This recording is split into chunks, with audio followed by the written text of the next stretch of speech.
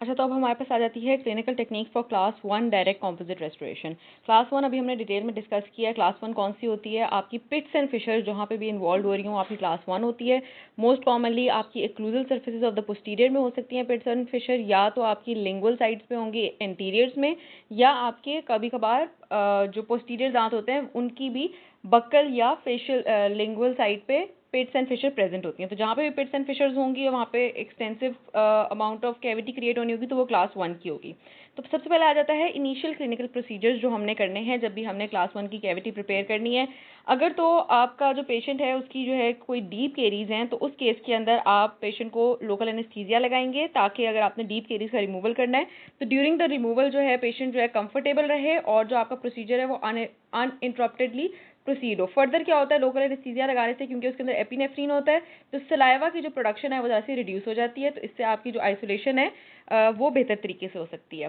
Next जो आपने step करना है वो है preparation of the operatory side, जिसके अंदर आपने अपना जो टूथ है जिसकी आपने कैविटी प्रिपेयर करनी है उसको आपने क्लीन करना है विथ स्लरी ऑफ प्यूमाइस, यानी कि एब्रेसिव किस्म का एक पेस्ट होता है, उससे आपने उसको पॉलिश करना है, क्लीन करना है। उसके अलावा कहीं पे भी कोई प्लाक बायोफिल्म्स हैं, कोई स्टेन्स हैं, कोई कैलकुलस है, तो उसको आपने रिमूव करना है ऑफ कोर्स स्केलिंग करके।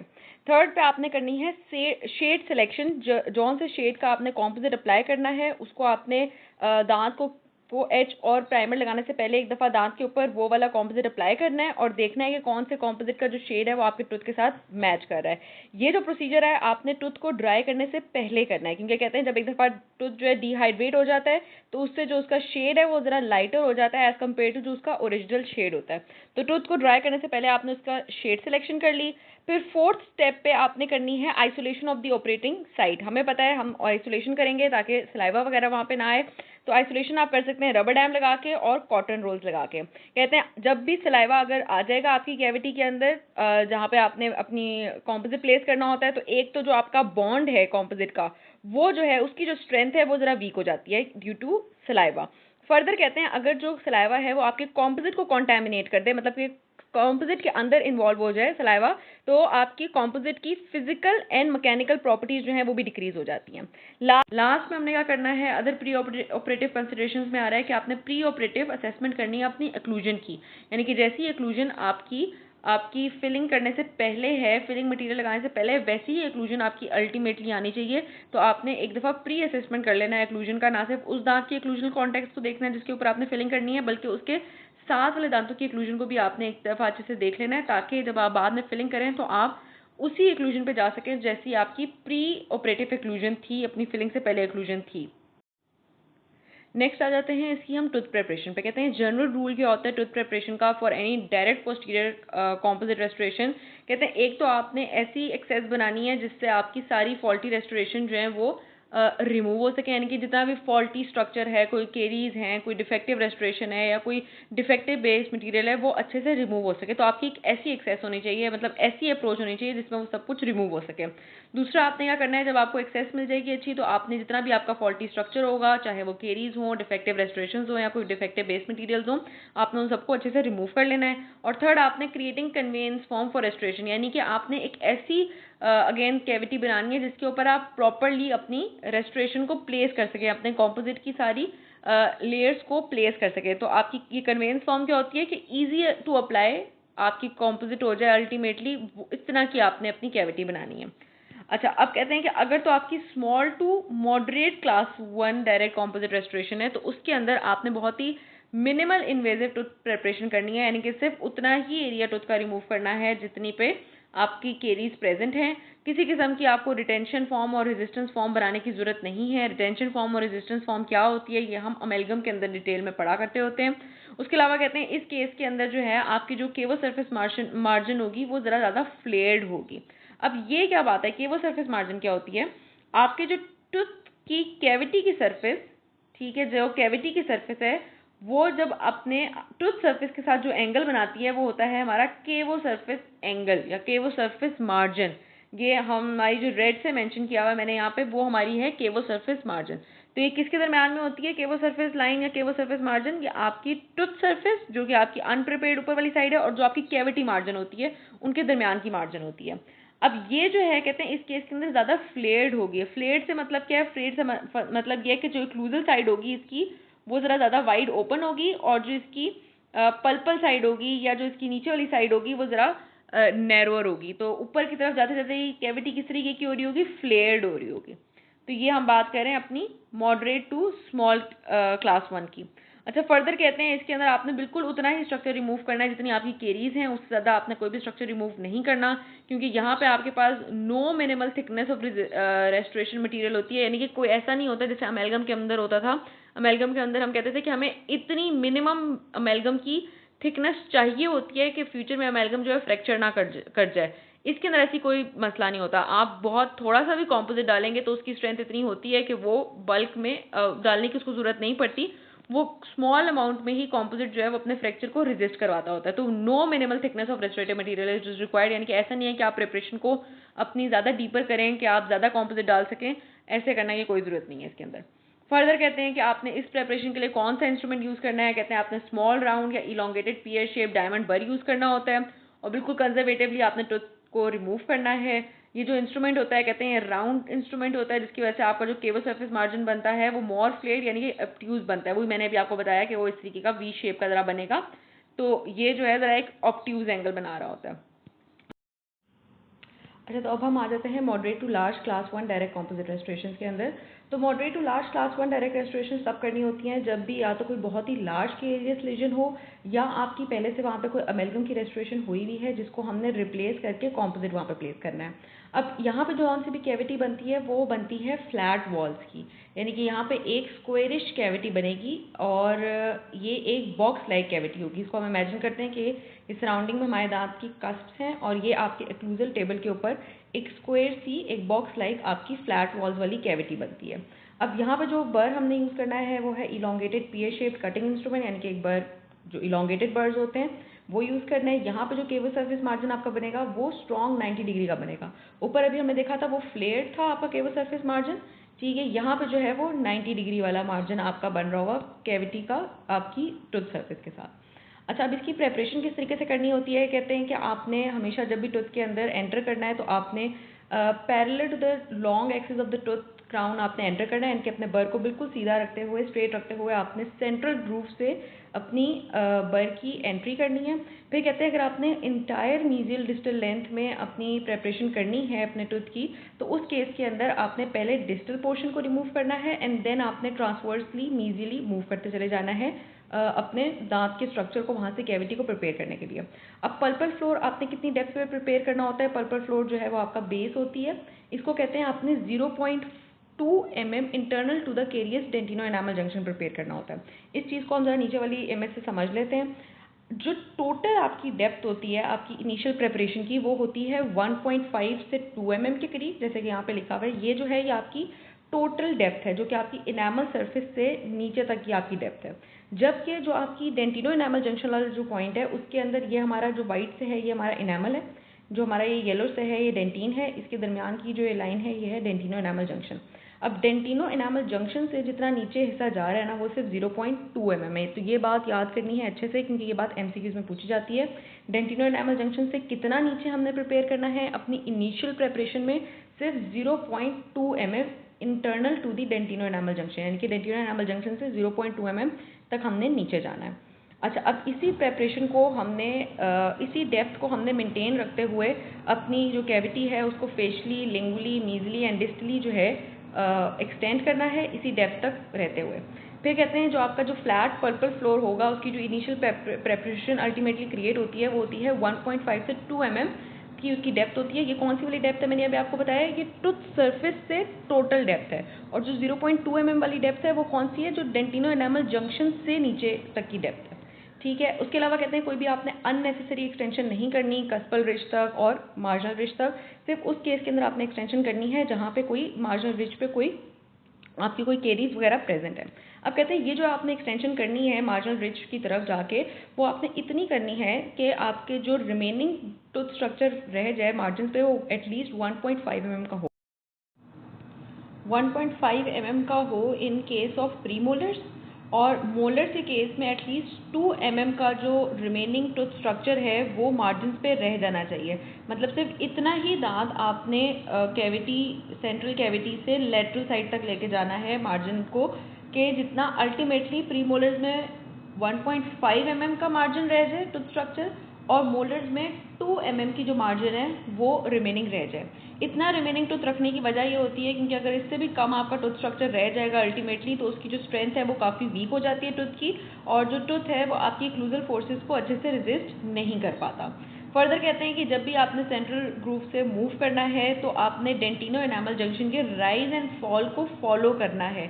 अब इसका क्या मतलब है? इसका मतलब ये है, अगर हम नीचे देखें कि हमारा जो टूथ है वो एक सेम लेवल पे नहीं होता, बल्कि उसके अंदर इस तरीके से हमारे ये कर्व्स आ रहे होते हैं। तो आपने अपने बर को इस तरीके से हमेशा मूव करना है कि आपका हमेशा जो डेप्थ है inside the dentino enamel junction वो 0.2 mm ही रहे। तो उसके अंदर आपका जो भी डेंटिनो एनामल जंक्शन का ये जो राइज एंड फॉल आ रहा होगा उसको आपके बर ने फॉलो करना है ताकि आपकी जो मेजरमेंट्स हैं वो उतनी ही रहे जितनी इनिशियली हमने देखी थी।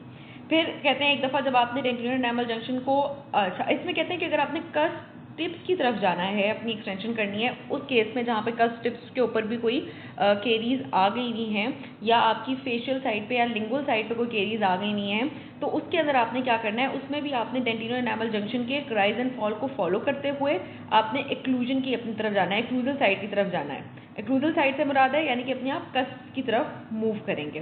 कस्प के थ्रू होते हुए, कस्प ब्रिज से होते हुए फिर आपने एक्सटेंशन करनी है अपनी फेशियल एंड लिंगुअल साइड की तरफ, और जो भी फेशियल एंड लिंगुअल साइड पे जो भी आपका डिफेक्टिव ग्रूव था आपने उसकी प्रिपरेशन करनी है। लेकिन हर दफ़ा जो आपकी जो डेप्थ है वो 0.2 mm into the dentino enamel junction ही होनी चाहिए।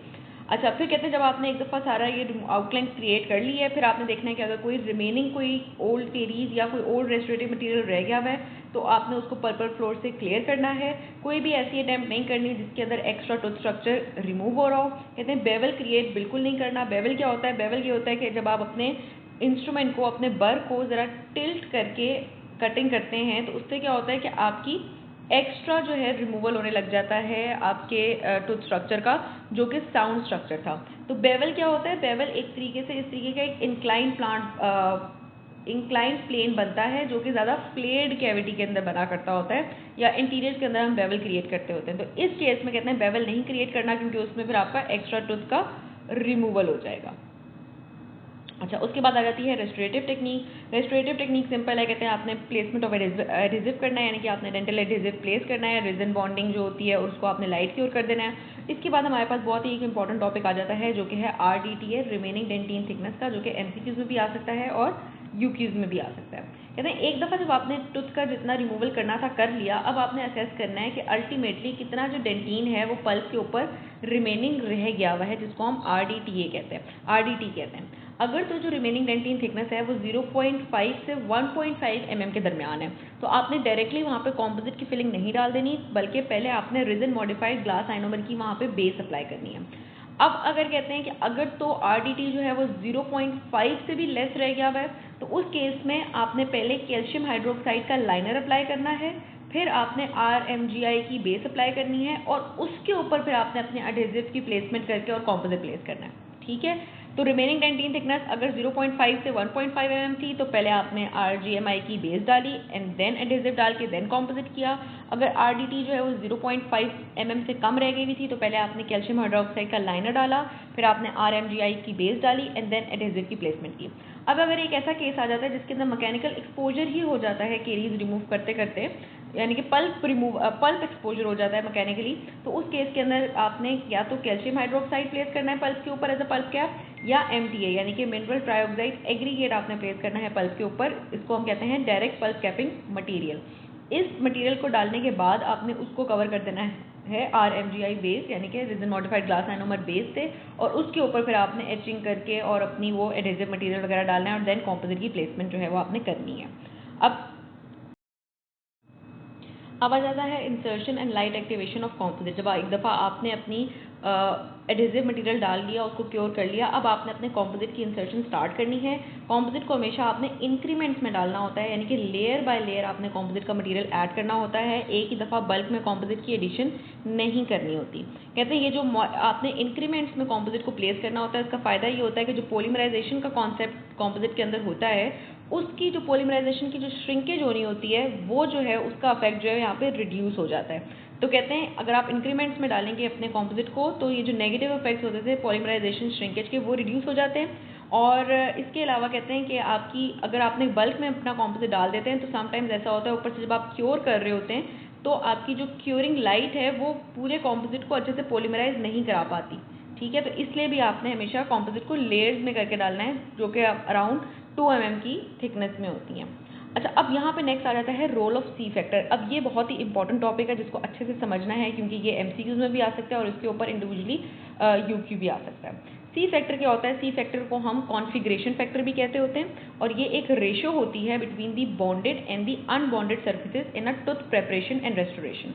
अब इसको समझने के लिए हम ज़रा एक नीचे एक नोट्स है उनको ज़रा डिटेल में देख लेते हैं, फिर हम ऊपर आके पढ़ेंगे। सी फैक्टर जो है वो आपको मैंने बताया है bonded surfaces of the tooth restoration with the unbonded surface की एक रेशो होती है।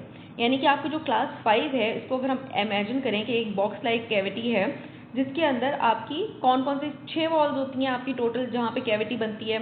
एक आपकी इक्लूजल वॉल है जो कि अपर फेस कर रही होती है, उसके अलावा आपकी कैविटी की मीजियल एंड डिस्टल वॉल्स होंगी, सामने वाली आपकी फेशियल एंड लिंगुअल वॉल्स होंगी और बेस पे आपकी पल्पल वॉल होगी।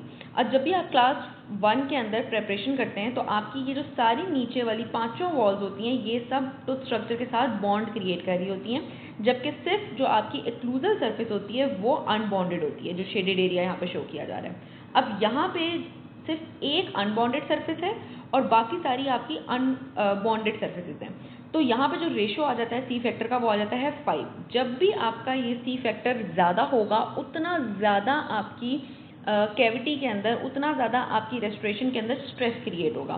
क्यों? क्योंकि ये जो सी फैक्टर है उसी एरिया में ज़्यादा स्ट्रेस क्रिएट करता है जहाँ पे आपकी बॉन्डेड सरफेसेस ज़्यादा होती हैं। किस तरीके से? क्योंकि हमें पता है कि जब भी एक कॉम्पोजिट की फिलिंग को हमने पॉलीमराइज करना है तो उसके अंदर थोड़ा बहुत श्रिंकेज आना है और श्रिंकेज का इफेक्ट वहाँ पे ज़्यादा आता है जहाँ पे भी टूथ प्रेपरेशन के साथ, टूथ के साथ वहाँ पे दांत का कॉन्टैक्ट होता है। यहाँ पे यही लाइन लिखी हुई है, कहते हैं higher the C factor of the tooth preparation the higher the potential for composite polymerization shrinkage stress. यानी कि जितना ज़्यादा सी फैक्टर होगा उतना ज़्यादा श्रिंकेज स्ट्रेस आपकी कैविटी के अंदर क्रिएट होगा। अब कहते हैं ये क्यों होता है? क्योंकि जो भी आपकी बॉन्डेड सर्फेसेस होती हैं वहीं से आपका जो कॉम्पोजिट होता है उसने श्रिंक होना होता है। जो बॉन्डेड सरफेस नहीं होगी वहाँ पे तो उसका श्रिंकेज का इतना इफेक्ट नहीं आएगा। अब इस रोल ऑफ सी फैक्टर इसको हमने रिड्यूस करने के लिए, क्योंकि हमें पता है क्लास 1 के अंदर तो कॉम्पोजिट ने का स्ट्रेस हाई ही होना है क्योंकि वहाँ पे तो 5 कैविटीज़ के साथ वो बॉन्डेड है ही है।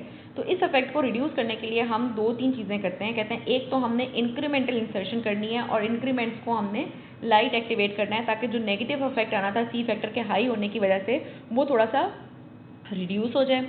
दूसरा कहते हैं आपने कॉम्पोजिट प्लेस करने से पहले कोशिश करनी है आप RMGI की लाइनर या फ्लोएबल कॉम्पोजिट का लाइनर इस केस में ज़रूर प्लेस करें, क्योंकि उससे भी होता है कि जो पॉलीमराइजेशन के नेगेटिव इफेक्ट्स आने होते थे वो थोड़े से रिड्यूस हो जाते हैं। क्यों? क्योंकि यहाँ पे जो लाइनर मटेरियल होता है इसकी इलास्टिक मॉडुलस बहुत फेवरेबल होता है, यानी कि ये एक ज़रा इलास्टिक मटेरियल होता है और जो भी पॉलीमराइजेशन श्रिंकेज की वजह से स्ट्रेस क्रिएट होना होता है वो ये इलास्टिक मटेरियल, ये जो लाइनर है उस स्ट्रेस को अपने अंदर एब्जॉर्ब कर लेता है। अब ये जो टेक्निक है जिसके अंदर हमने पहले RMGI बेस अप्लाई की है और उसके ऊपर कॉम्पोजिट डाला है, इस टेक्निक को हम कहते हैं सैंडविच टेक्निक। ये अगेन एक इंपॉर्टेंट क्वेश्चन है।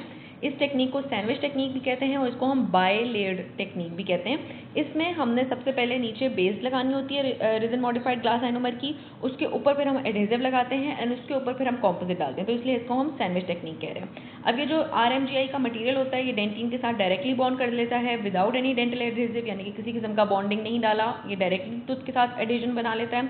फर्दर कहते हैं जो RMGI का मटेरियल होता है डेंटिन के साथ बॉन्ड भी करता है और फ्लोराइड रिलीज भी कराता है, जो कि फ्यूचर में आपकी बेटर सील क्रिएट करता है। अगर आपकी दांत थोड़ा बहुत, आपकी जो कॉम्पोजिट है वो थोड़ी बहुत सील क्या करेगी, अगर थोड़ी बहुत श्रिंक करेगी भी तो इस RMGI मटेरियल ने दांत के साथ इतनी अच्छी सील क्रिएट की हुई होगी कि वो टूथ स्ट्रक्चर जो है वो अंदर से मार्जिनल ओपनिंग वगैरह नहीं होगी। और ये वहाँ पे सबसे अच्छा यूज़ होता है जहाँ पे आपकी रूट स्ट्रक्चर तक आपकी जो है ना फिलिंग मटेरियल जा रही हो, आपकी जहाँ तक रूट स्ट्रक्चर तक आपकी कैविटी इन्वॉल्व हो रही हो, तो उस केस के अंदर आपकी बेटर सील क्रिएट होगी।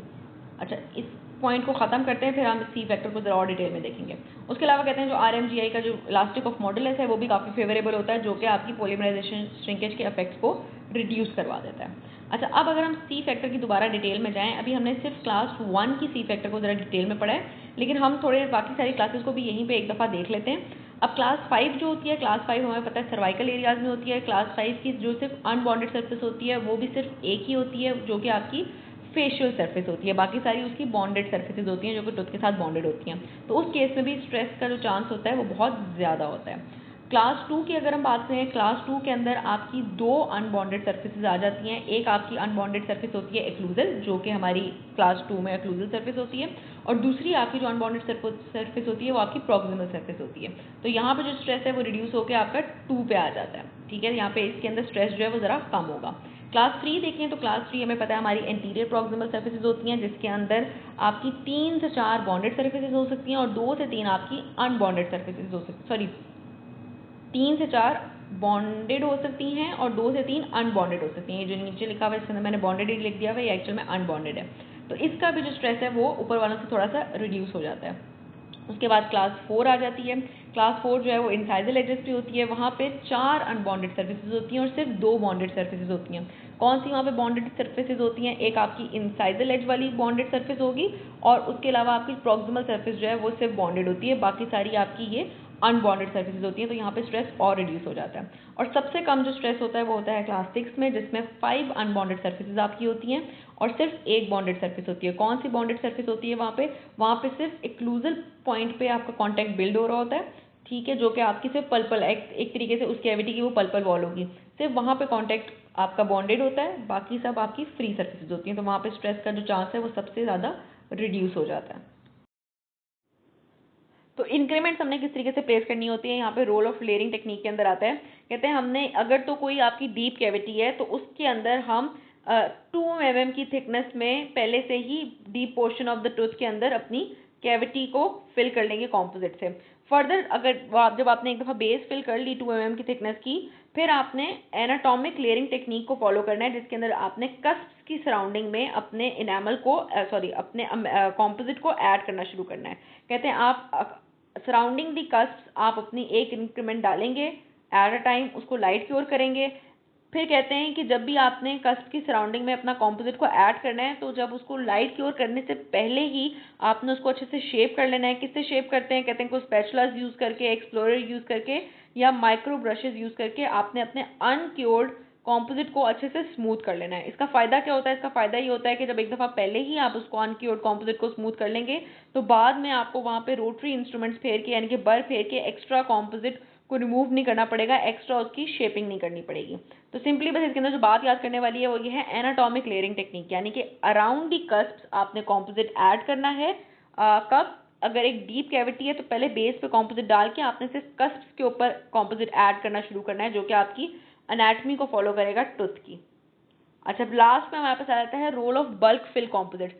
अब ये तो हो गई ऊपर बात कि इंक्रीमेंट्स में हमने फिलिंग करनी है। उसके अलावा एक और चीज़ होती है कि कॉम्पोजिट्स को हम बल्क में फिल करें। वो किस केस के अंदर करते हैं? कहते हैं अगर तो आपकी कैविटी जो है वो काफ़ी डीप है, तो उसके अंदर जो आपकी बेस होती है कैविटी की, उसमें हम अपना फ्लोएबल कॉम्पोजिट डाल देते हैं। फ्लोएबल कॉम्पोजिट जो है वो ज़रा एक लिक्विडी फॉर्म में होता है। उससे हम अपना फ्लोएबल कॉम्पोजिट से हम अपनी नीचे वाली डेंटिन को रिप्लेस करते हैं, यानी कि एक बेस को रिप्लेस करते हैं, और उस बेस के ऊपर जब उस बेस को हम क्योर कर लेंगे, उस बेस के ऊपर हम अपना कन्वेंशनल कॉम्पोजिट जो है वो एक्लूजल इंक्रीमेंट्स में डालते हैं। यानी कि पहले हमने ज़्यादा बल्क में फिलिंग कर दी और उसके बाद फिर हमने एक एक करके अपनी इंक्रीमेंट्स ऐड करना शुरू की एक्लूजल सरफेस पे।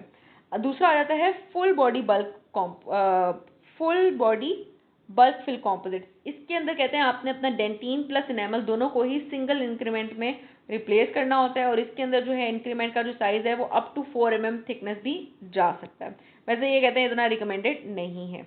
अच्छा, लास्ट में आ जाएगा जब आपकी एक दफ़ा कॉम्पोजिट फिलिंग कंप्लीट हो गई भी है तो आपने उसको बर्ड से फिनिशिंग करनी है। वो उस केस में जब आपने अपने अनक्योर्ड कॉम्पोजिट को अच्छे से फिनिश नहीं किया हुआ था, तो आपने बर यूज़ करके उन एरियाज़ को फिनिश कर लेना है जहाँ पे भी ओवर फिलिंग हुई हुई थी, एक्लूजन में आ रही थी, तो आपने उस एरिया को भी एक्लूजल एडजस्टमेंट करते हुए बर से अच्छे से फिनिश कर लिया। जब फिनिश कर लिया बर से, उसके बाद आपने पॉलिशिंग करनी है उस एरिया की। पॉलिशिंग किससे करते हैं? पॉलिशिंग कप्स होते हैं, पॉलिशिंग पॉइंट्स होते हैं, पेस्ट लगा के हम उस एरिया को अच्छे से पॉलिश कर लेते हैं ताकि वहाँ पे कॉम्पोजिट की एक अच्छी सी ग्लेज वगैरह जो है वो प्रोड्यूस हो जाए।